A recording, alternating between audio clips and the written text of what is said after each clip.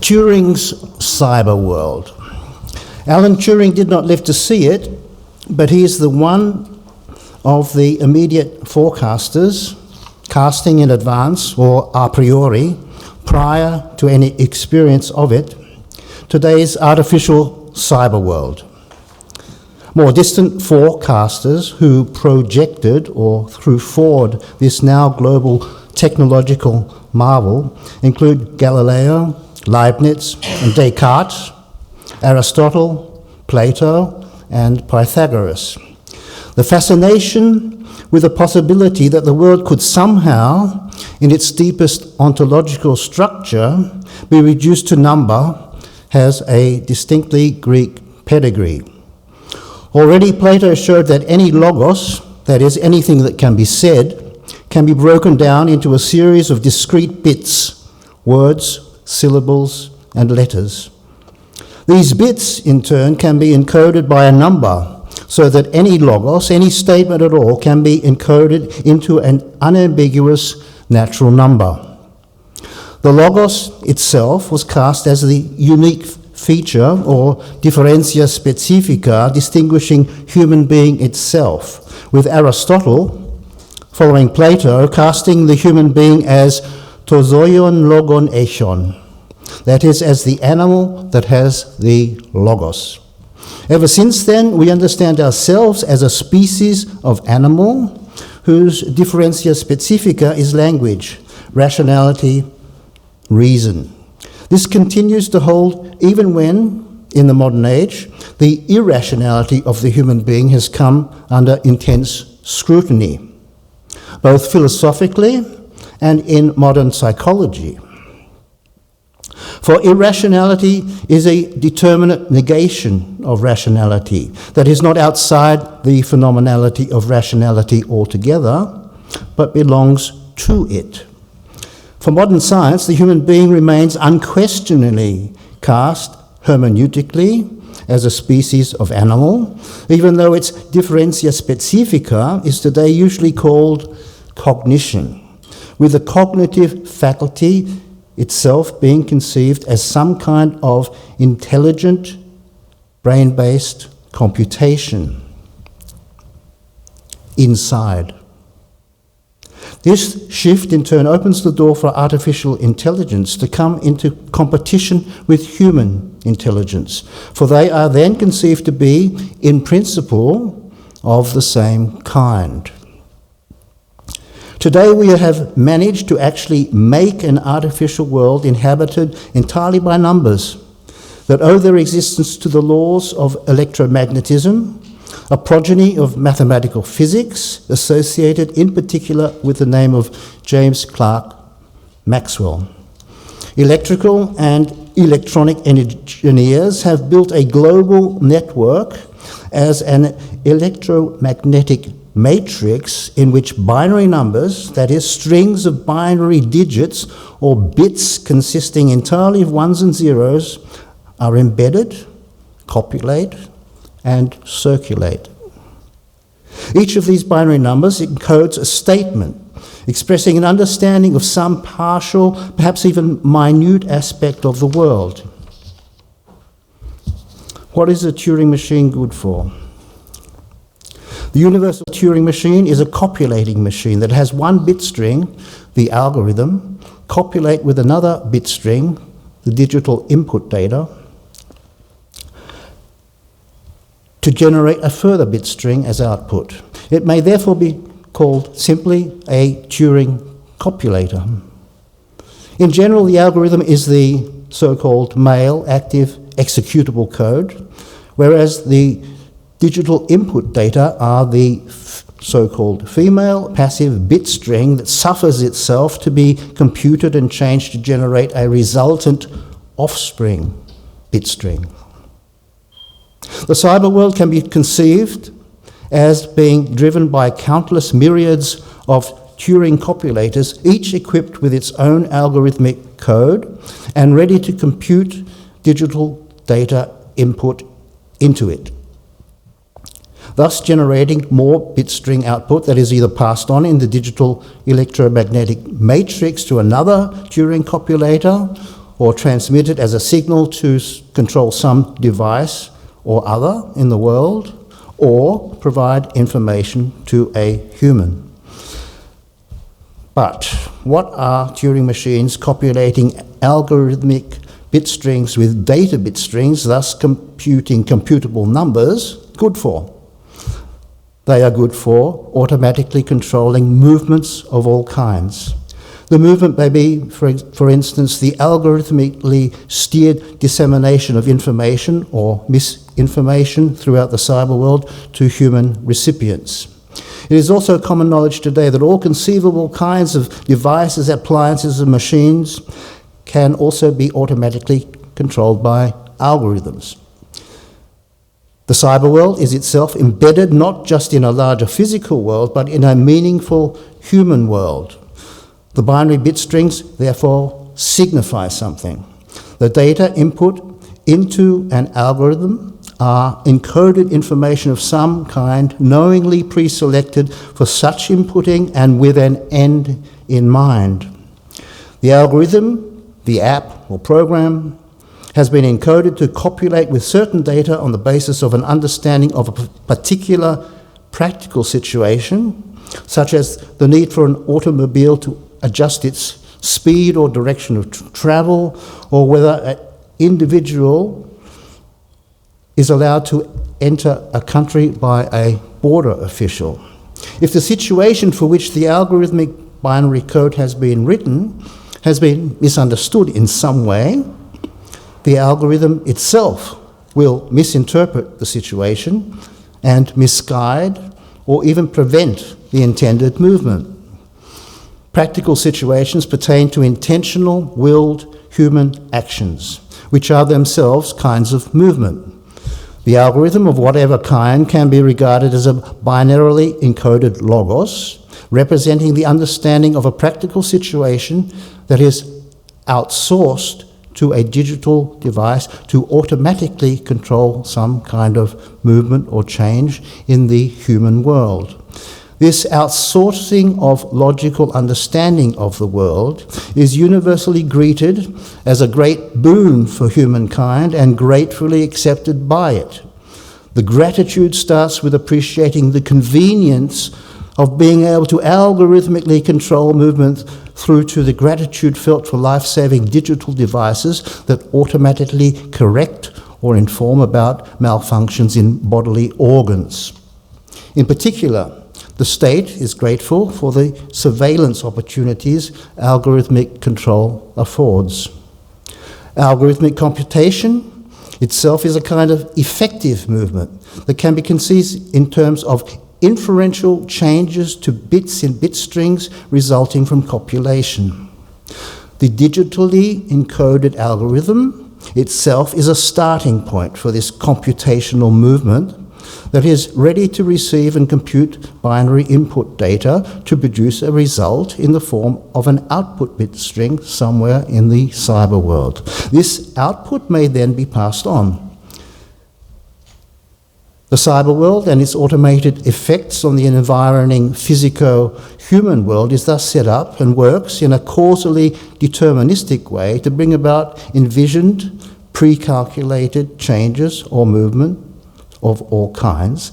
That is, as long as the interplay among the algorithms themselves does not sabotage the intended aim. This is the sense of the prefix cyber in cyber world, from the Greek verb kubanan, to steer, to govern. Thanks to the global reach of the electromagnetic matrix that forms the technological basis of the cyber world, it is no exaggeration to say that in some sense humanity has, seemingly, if it were not for the interference between the algorithms in interplay, achieved global techno-scientific cybernetic rule. Greek beginnings. The realized cyber world is perhaps the ultimate consummation of what was cast first of all in Greek philosophy through its centuries-long engagement with a question concerning movement in time. The Aristotelian ontology of movement may be regarded as the culmination of this Greek endeavor to conceive what movement is. Aristotle conceives all sorts of movement and change as proceeding from an origin, a force or potential that, when put to work, effects a change resulting finally in an end product. This paradigmatic ontology of productive, effective movement continues to tacitly underlie all modern scientific endeavour to come to terms with movement, even when the pretension to effective control has to be softened into stochastic probabilistic prediction. Any science lacking predictive power is not regarded as a science at all, and any technology not reliably generating effective change is not regarded as a technology at all. One may say that the ontology of productive, effective movement is undergirded by a tacit, absolute will to power over all kinds of movement and change in the world that maintains its silent sway over the human mind to the present day. This will to power is not the collective will of a collectivity of subjects, but rather a unified, historical, ontological will that has been implanted in and has infected the human mind for centuries and even millennia, with what may be called the techno-scientific mindset. One could also say that this absolute will to power has today been algorithmically outsourced to the cyber world to automatically control movement both in the artificial cyber world itself as well as in the shared human world in which the cyber world is embedded. The one-dimensional linearity of time in the cyber world. The ontology of effective movement relies on the concatenation of cause and effect along linear time in order to control movement and change of whatever kind. Effective causal nexus and one-dimensional linear time go hand in glove, as becomes abundantly apparent at the latest when equations of movement are written down invoking and involving the real variable of linear time, t. Linear time is required to render science predictive. When a movement or change in the world cannot be unambiguously explained by some known underlying causal mechanism, science reverts to statistical probabilities and correlations that still provide some predictive power along linear time. Where no necessary causal connection can be made via an underlying theory, the substitute is the extrapolation of empirical regularities, which is particularly powerful when a large number of observations is available, rather than in individual cases. In the cyber world, such large numbers of observations are available in the form of digital data that are summated into what today are called big data. Such mountains of digital data can be mined to find regularities and patterns that may be interpolated or extrapolated statistically along the timeline into the future. Artificial intelligence. The deployment of algorithms to mine data to discover patterns that can be employed for predictive purposes raises the question concerning the nature of so-called artificial intelligence. Is artificial intelligence truly intelligent? Mining data using artificial neural networks is called machine learning or deep learning, both of which terms suggest intelligence. The learning aspect of such deep learning algorithms refers to the modifications in the algorithm itself that adapts itself according to reaching or not reaching predefined thresholds at nodes in the artificial neural network. The weighted sums of data input at each node determine whether the threshold is reached or not, and thus whether the artificial neuron fires. The thresholds, too, can be adjusted to achieve a better fit to the known training data. Such algorithmic learning aims at uncovering patterns in the training data that can be matched with empirical data fed into the algorithm in order to draw conclusions by way of interpolation or extrapolation. Consider an example. If machine learning algorithms are employed to find deep patterns in the voting behaviour of an electorate, filtered through multiple layers of artificial neural networks that incorporate multiple layers of past data, this may result in the discovery of fine-grained voting patterns, but whether these patterns can be extrapolated into the future for the next election becomes highly improbable. This has to do with the nature of deep learning artificial intelligence algorithms themselves, which rely upon the future being a repetition of the past with more or less modifications. That is, they assume that past regular data patterns will be repeated grosso modo.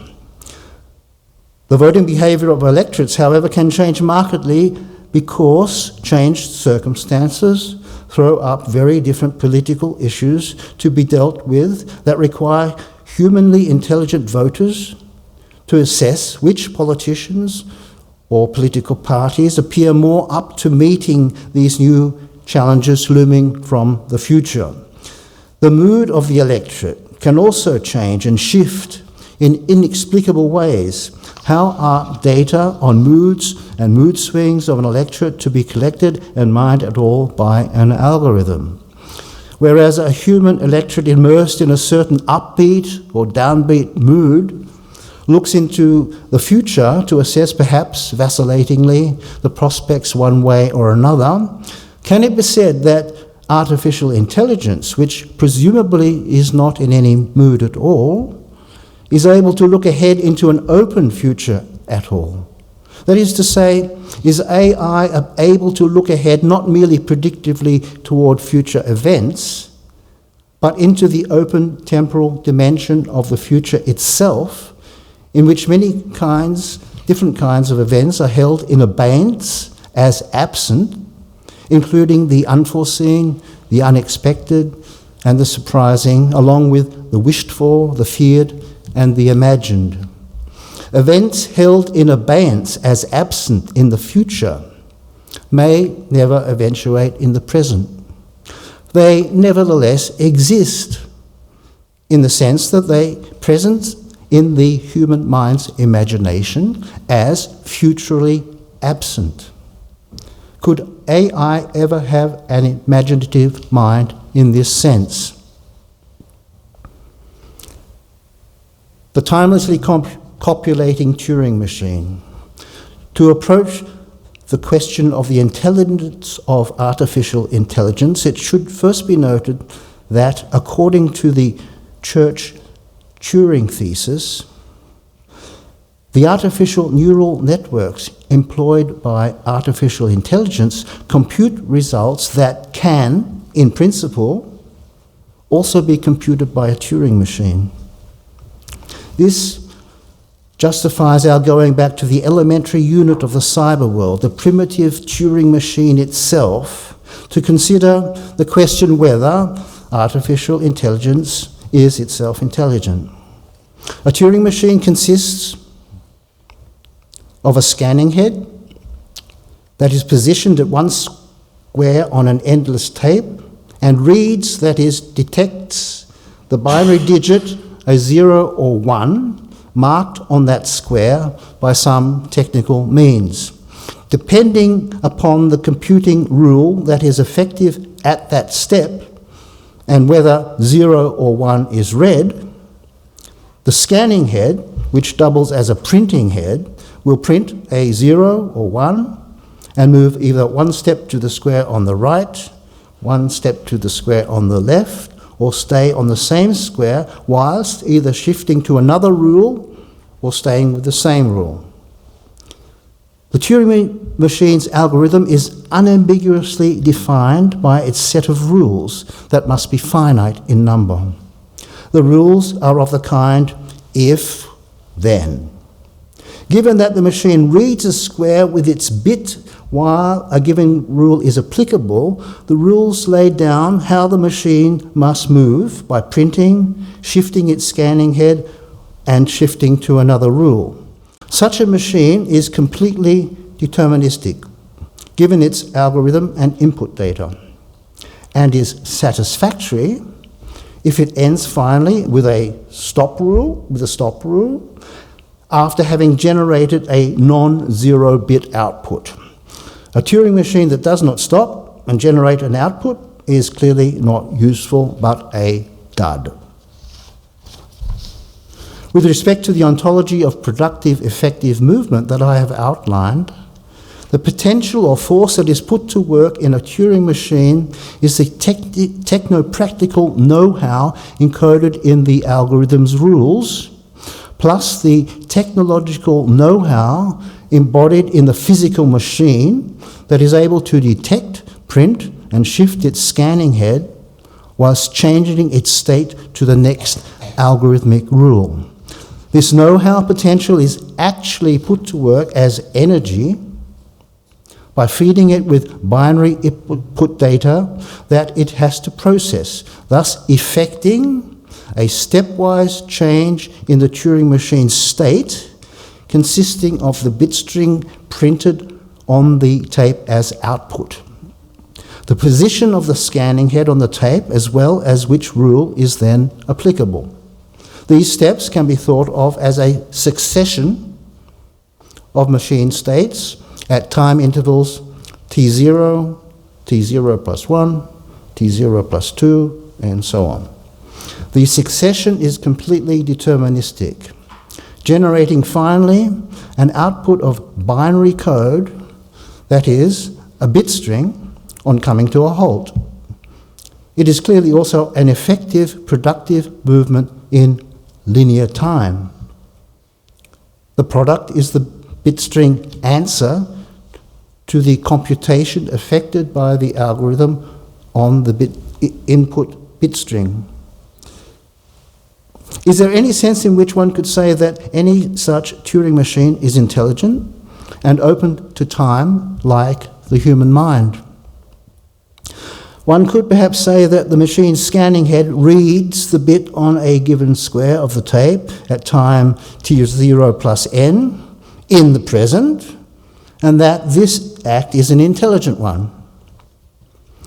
But the time t0 plus n, where the scanning head is at present, is only a moment in time for us as observers.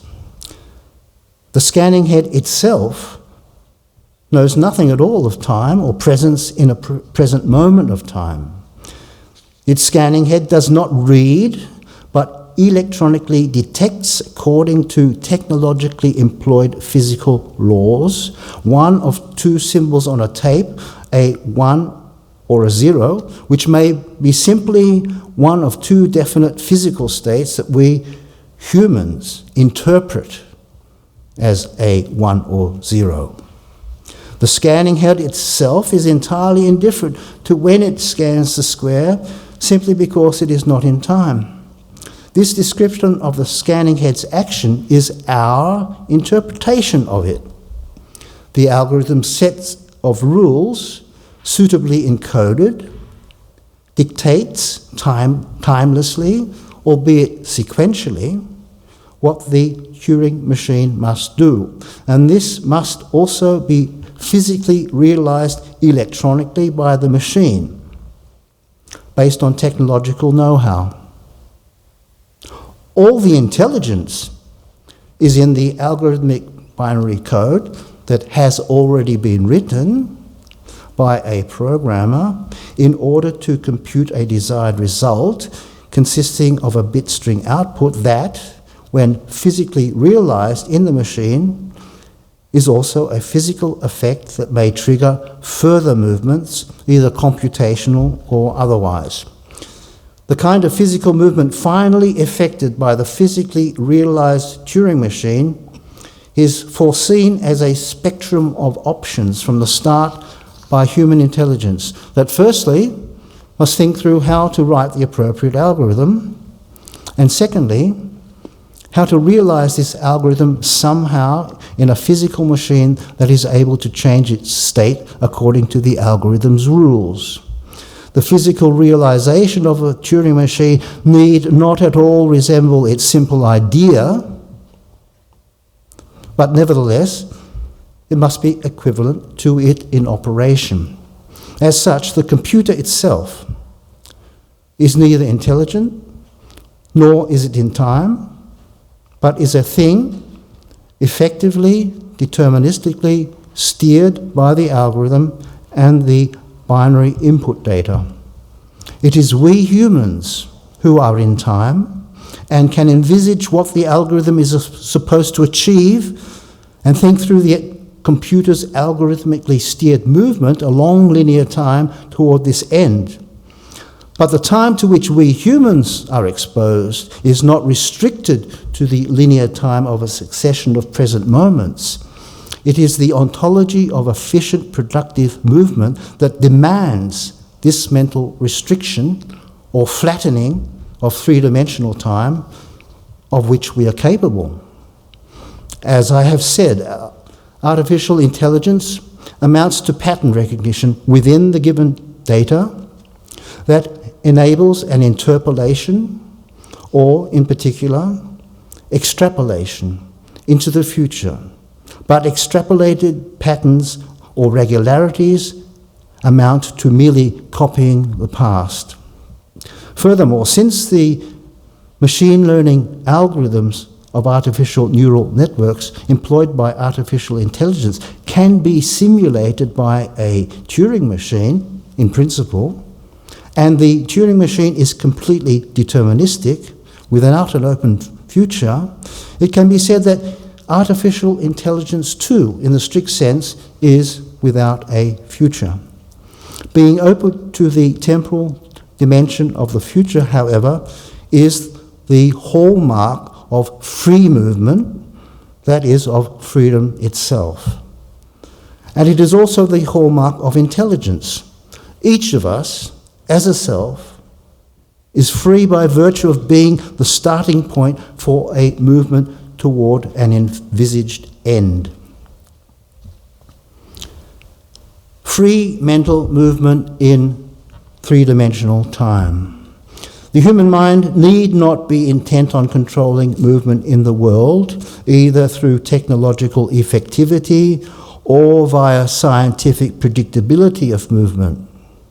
In general, the mind also does not move in a way comparable to how a Turing machine works step by step through its algorithm. That is, unless perhaps it is thinking mathematically and inferentially, trying to follow what the algorithm does.